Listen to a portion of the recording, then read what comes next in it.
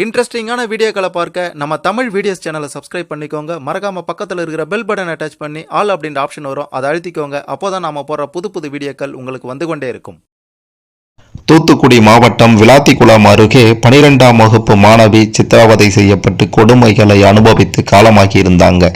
இந்த மோசமான காரியத்தை செய்தவன் மாவீரன் என்ற தர்ம முனீஸ்வரன். இவனுடைய அயோக்கியத்தனங்களும் அட்டூழியங்களும், இவன் இதுக்கு முன்னாடி செய்த பதற வைக்கும் சம்பவங்களும் இந்த வீடியோவில் தெல்ல தெளிவா துல்லியமா பார்க்க போறோம். யார் இவன் இதுக்கு முன்னாடி என்ன மாதிரியான அயோக்கியத்தனங்களையும் அக்கிரமங்களையும் பண்ணியிருக்கான் அப்படின்றத பற்றி தெளிவாக பார்க்க போகிறோம். கடைசி வர பாருங்க, எல்லாமே உங்களுக்கு புரியும். அதுக்கு முன்னாடி அந்த மாணவிக்கு, பாதிக்கப்பட்ட அந்த மாணவிக்கு நீதி கிடைக்கணும், நியாயம் கிடைக்கணும், அவங்களுடைய ஆன்மா சாந்தி அடையணும், இதில் சம்பந்தப்பட்ட இந்த தர்ம முனீஸ்வரனுக்கு கடுமையான தண்டனை கிடைக்கணும் அப்படின்ட்டு நினைக்கிறவங்க இந்த வீடியோவை மறக்காம லைக் பண்ணிக்கோங்க. சரி, வாங்க வீடியோக்குள்ளார போகலாம்.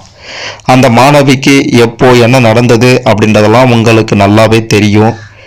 இந்த விவகாரத்தில் கைது செய்யப்பட்டிருக்கக்கூடிய இந்த தர்ம முனீஸ்வரன் பார்த்தீங்கன்னா தூத்துக்குடி மாவட்டம் எட்டயபுரம் அருகே கீழே ஈரால் பகுதியில் கடந்த 2020ஆம் ஆண்டு 60 வயது மூதாட்டி ஒருவரிடம் நகை பறித்திருக்கான். தவறான முயற்சியிலையும் ஈடுபட்டிருக்கான். தொல்லைகள், சித்திரவதைகள் பண்ணியிருக்கான். அங்கேயே அந்த மூதாட்டியும் காலமாகி இருக்காங்க. இந்த சம்பவத்தில் பார்த்தீங்கன்னா இவன் அங்கிருந்து எஸ்கேப் ஆகியிருக்கான். கிட்டத்தட்ட 2 ஆண்டுகள் கழித்து 2022ஆம் ஆண்டு தான் எட்டயபுரம் போலீஸ் இன்ஸ்பெக்டர் ஜின்னா பீர் முகமது தலைமையிலான போலீசார் கைது செய்து இவனை சிறையில் அடைத்திருக்காங்க. அந்த வழக்கில் ஆயுள் தண்டனை விதிக்கப்பட்ட இந்த தர்ம முனீஸ்வரன் மதுரை மத்திய சிறையில் அடைக்கப்பட்டிருந்தான். கடந்த 2025 டிசம்பர் 18ஆம் தேதி ஐகோர்ட்டில் நிபந்தனை ஜாமீன் பெற்று வெளியே வந்த இந்த தர்ம முனீஸ்வரன் அன்று மாலையே ராமநாதபுரம் மாவட்டம் பார்த்திபனூரில் ஒரு பைக்கை திருடியிருக்கான். அதன் பிறகு டிசம்பர் 23ஆம் தேதி தூத்துக்குடி ராஜபாண்டி நகரில் இருக்கக்கூடிய தன்னுடைய தாய் வீட்டில் தஞ்சம் அடைந்திருக்கான். டிசம்பர் 24ஆம் தேதி முதல் தூத்துக்குடி மகிழா நீதிமன்றத்தில் தினமும் கையெழுத்திட்டும் வந்திருக்கான். இவன் மீது 33க்கும் அதிகமான குற்ற வழக்குகள் நிலுவையில் இருக்கின்றது அப்படின்றது பலரையும் அதிர வைக்கக்கூடிய ஒரு விஷயம். இந்த அளவுக்கு மோசமான செயலை செய்திருக்கக்கூடிய இவனை ஏண்டா வெளியே விட்டாங்க அப்படின்றது தான் ஒட்டுமொத்த மக்களின் கேள்வியாக தற்போது இருக்கின்றது. ஊராக சுற்றி திரியும் வழக்கம் இருக்கக்கூடிய இந்த தர்ம முனீஸ்வரன் தூத்துக்குடி மாவட்டம் விளாத்திக்குளம் அருகே குளத்தூர் அருகே இருக்கக்கூடிய கே சண்முகபுரம் மற்றும் கொல்லம்பரும்பு கிராமத்தை சேர்ந்த இருவரிடம் அறிமுகமாகி இருக்கான்.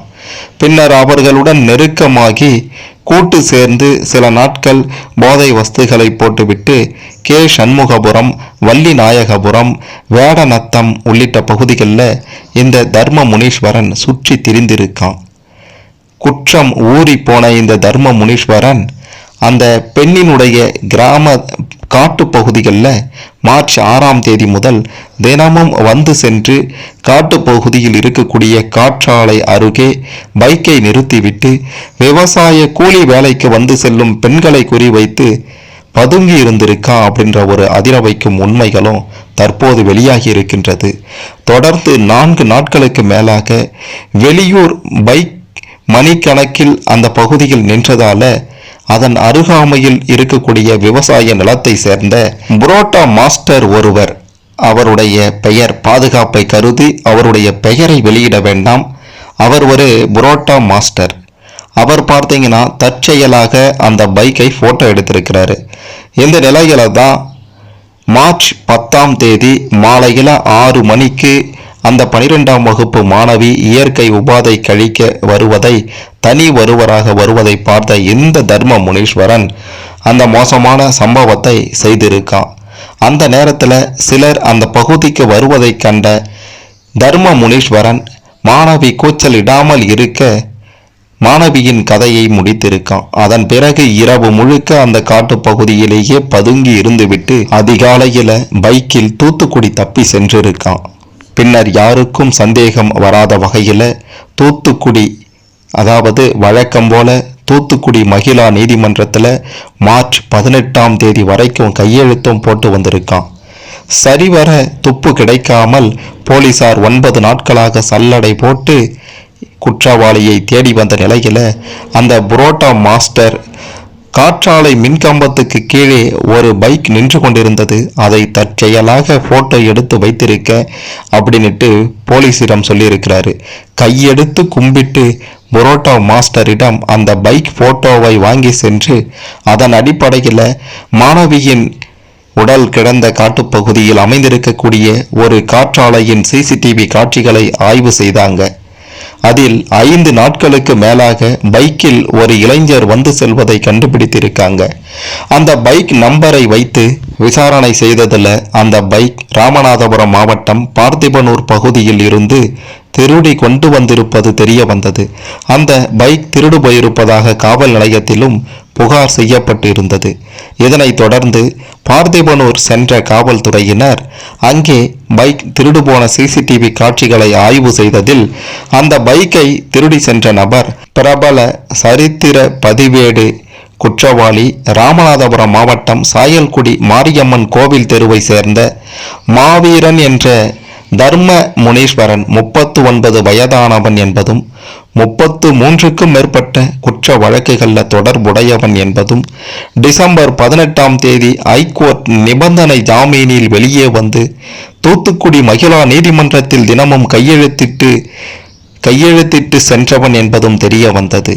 இதனையடுத்து அவன் தங்கியிருந்த தூத்துக்குடி ராஜபாண்டி நகருக்கு விரைந்து சென்ற தனிப்படை போலீசார் அங்கு டிவியில் செய்தி பார்த்து கொண்டிருந்த மாவீரன் என்ற இந்த தர்ம முனீஸ்வரனை சுற்றி வளைத்தனர்.